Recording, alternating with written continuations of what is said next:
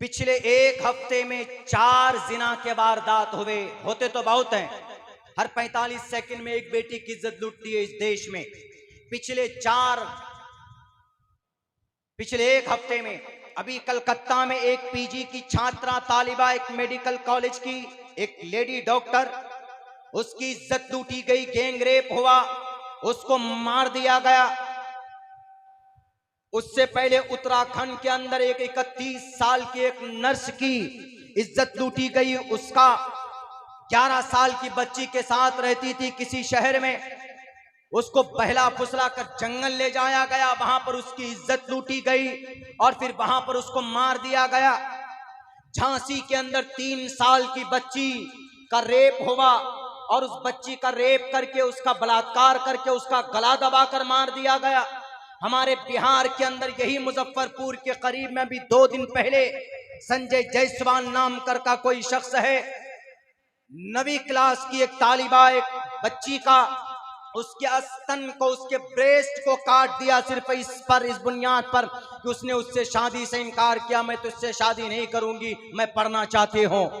मेरे भाइयों बताइए, है कोई ऐसा सिस्टम? बताओ इस जिना रेपिस्ट को और इन जिना के वारदात को रोकने के लिए। नहीं रोक सकते तुम, इसलिए कि लुटेरों इन रेपिस्ट को पकड़ना, जेल में डालते हो, पैसे रिश्वत की थैलियां दी जाती है और फिर वो छूट कर 1 साल 2 साल 5 साल बाद बाहर आ जाता है। इस्लाम में बहुत सारे गलत अहकामात हैं। मिसाल के तौर पर पर्दा है। लोग बोलते हैं कि पर्दा ये तो बेटियों के ऊपर, औरतों के ऊपर जबरदस्ती है। पर्दे के पीछे एक हिकमत है। वो क्या हिकमत है, मैं आपको पेश करता हूं आपके सामने। पर्दे के बारे में, बेटी को, नारी शक्ति को, उसका क्या सम्मान होता है कुरान के साथ। कुरान में तकरीबन 7 आयतें ऐसी है और 70 अहादीस ऐसे हैं जो औरतों की रक्षा और औरतों की इज्जत व आबरू के ऊपर बात करता है। साफ वेदों में भी है। वेदों में तो यहाँ कहा गया है कि यत्र नार्यस्तु पूजन्ते रमन्ते तत्र देवता तत्र तास्तु न पूजन्ते न रमन्ते न तत्र देवता।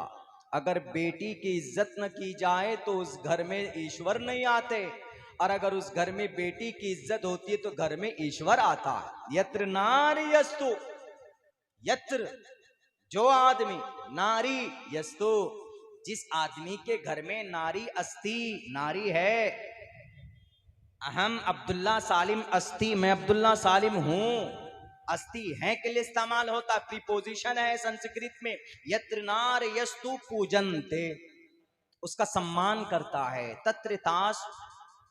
यत्र नार यस्तु पूजन्ते रमन्ते तत्र देवता, देवता उसमें बसता है। रमन्ते का मतलब बसना, घुसना, सरायत करना, आना। रमन्ते तत्र देवता तत्र तास्तु न पूजन्ते न रमन्ते न तत्र देवता। और जिस घर में बेटी की इज्जत ना हो उस घर के अंदर में ईश्वर की कृपा नहीं होती। कुरान क्या कहता है, हदीस क्या कहती? अल्लाह के नबी फरमाते हैं इन्नल मरअता औरतुन इज़ा खरजत इस्तशरफहा शैतान। अगर औरत अपने घरों में ना रहे, खामखा यूं ही बाहर चली जाए, घूमने फिरने के लिए चली जाए, बिना जरूरत मार्केट में जाए बेपर्दा होकर, शैतान पीछे लग जाता है। इसलिए औरत ज्यादा से ज्यादा अपनी ब्यूटी को छुपाए। अल्लाह ने उनके अंदर कशिश रखी है, उस कशिश को छुपाए। अल्लाह ने उनकी आवाज में कशिश रखी है। अल्लाह ने उसको इज्जत की चीज, घर की चीज बनाए। वक़र्न फी बुयूतिकुन्न वला तबर्रजन तबर्रुजल जाहिलिय्यतिल ऊला। कुरान के साथ साथ हिंदू भाइयों का वैद भी खुले लफ्जों में कहता है, माती कौशल्प को, कि समाज की माँ अपनी पिंडलियों को ढांप करके रखो। इस पर्दे का मकसद क्या है? बाहर ना जाए, किसी दूसरे की निगाह ना पड़े और फिर उसकी इज्जत महफूज हो, यही मकसद है। अगर इस पर अमल होगा तो जिना नहीं होगा। पिछले एक हफ्ते में 4 जिना के वारदात हुए। होते तो बहुत हैं, हर 45 सेकंड में एक बेटी की इज्जत लूटती है इस देश में। पिछले एक हफ्ते में अभी कलकत्ता में एक 1 पीजी की छात्रा तालिबा, एक मेडिकल कॉलेज की एक लेडी डॉक्टर, उसकी इज्जत लूटी गई, गैंग रेप हुआ, उसको मार दिया गया। झांसी के अंदर 3 साल की बच्ची का रेप हुआ और फिर वो छूट कर 1 साल 2 साल 5 साल बाद बाहर आ जाता है। इस्लाम में बहुत सारे गलत अहकामात हैं। मिसाल के तौर पर पर्दा है। उसकी इज्जत लूटी गई, गैंग रेप हुआ, उसको मार दिया गया। उससे पहले उत्तराखंड के अंदर एक 31 साल की एक नर्स की इज्जत लूटी गई। उसका 11 साल की बच्ची के साथ रहती थी किसी शहर में, उसको बहला फुसला कर जंगल ले जाया गया, वहां पर उसकी इज्जत लूटी गई और फिर वहां पर उसको मार दिया गया। झांसी के अंदर 3 साल की बच्ची का रेप हुआ और उस बच्ची का रेप करके, उसका बलात्कार करके उसका गला दबाकर मार दिया गया।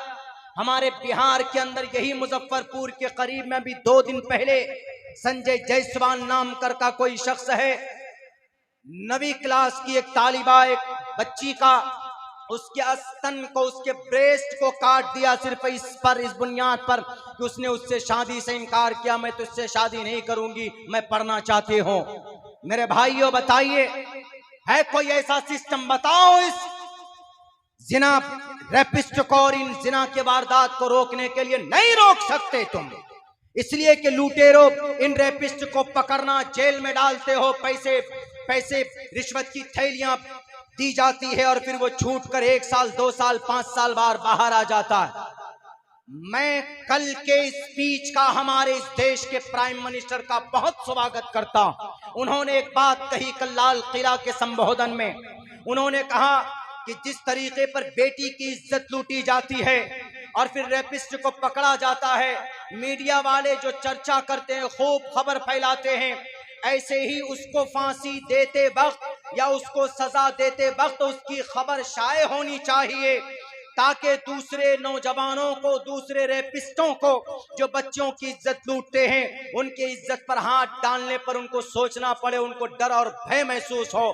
बल्कि एक फिल्मी दुनिया का एक एक्टर ऋतिक रोशन ने भी यही आज ट्विटर के अंदर लिखा है, ये कहा है कि भाई ठीक है, आज इन 3-4 वाकयात को हम इंसाफ दे देंगे, इन रेपिस्टों को पकड़कर जेल भेज देंगे, लेकिन आइंदा आने वाले वक्त में हमारी समाज की बेटियों की इज्जत न लूटे, ऐसा कोई ठोस कानून बनना चाहिए और रेपिस्टों को सजा मिलनी चाहिए ऐसी कि ताकि किसी दूसरे इंसान, किसी दूसरे नौजवान का हाथ किसी बेटी की इज्जत पड़ने से पहले उसको सोचना चाहिए। मेरे भाइयों, मैं कहता हूं, अगर आपको इसका इलाज चाहिए तो कुरान उठाइए, कुरान को गलत कहने वाले, इस्लामिक हुक्म को तशद्दुद से नापने वाले, कुरान कहता है अज़्ज़ानियतु वज़्ज़ानी फजलिदू कुल्ल वाहिद मिनहुमा मियत जल्दा वला ताखुजुकुम बिहिमा राफतुन फी दीनिल्लाह इन कुंतुम तुमिनून बिल्लाहि वल यौमिल आखिर वलयशद अज़ाबहुमा ताइफतुम मिनल मुमिनीन।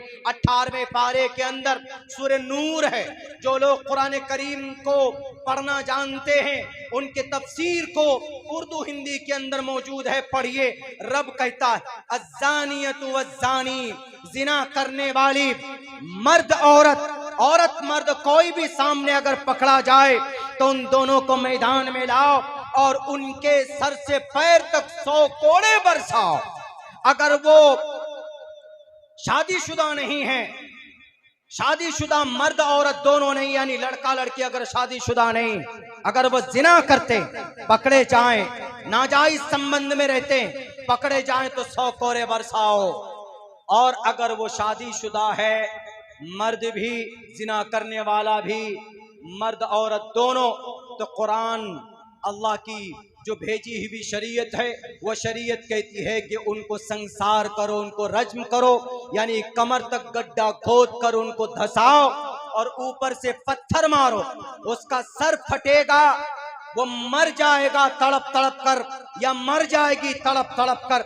और अल्लाह क्या कहता है, वलयशद अज़ाबहुमा ताइफतुम मिनल मोमिनीन, और अजाब सजा बंद कमरे में मत दो, बल्कि चौराहे पर दो। यानी जो चीज पिछले कल प्राइम मिनिस्टर साहब ने बयान किया, वो अल्लाह ने 1458 साल पहले कुरान में बताया, अल्लाह के नबी ने पढ़ पढ़ कर सुनाया कि अगर जिना को रोकना है तो जानी को पकड़ो, सजा दो लोगों के सामने में।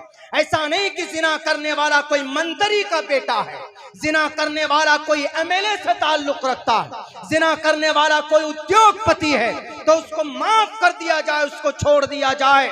ऐसा बिल्कुल नहीं होगा। कुरान कहता है कि वला ताखुजुकुम बिहिमा राफतुन फी दीनिल्लाह, अल्लाह की शरीयत में कोई उद्योगपति नहीं, कोई दादा नहीं और कोई दबंग नहीं चलेगा। ये मकसद सिर्फ इसलिए बताने का है, अल्लाह तबारक व ताला ने इलाज बताया है ताकि लोगों के सामने में सजा दी जाएगी तो हमारे दूसरे और नौजवान किसी बेटी की इज्जत लूटने से पहले डरेगा कि अरे भाई बहुत खतरनाक सजा है। बताइए, कुरान की हुक्म के पीछे ये हिकमत है। इसीलिए हम बार बार कहते हैं कि भाई शरीयत को, जो हमारे शरीयत के जानकार हैं, उनके लिए जिम्मेदारी बनती है कि वो लोगों को समझाएं और बताएं।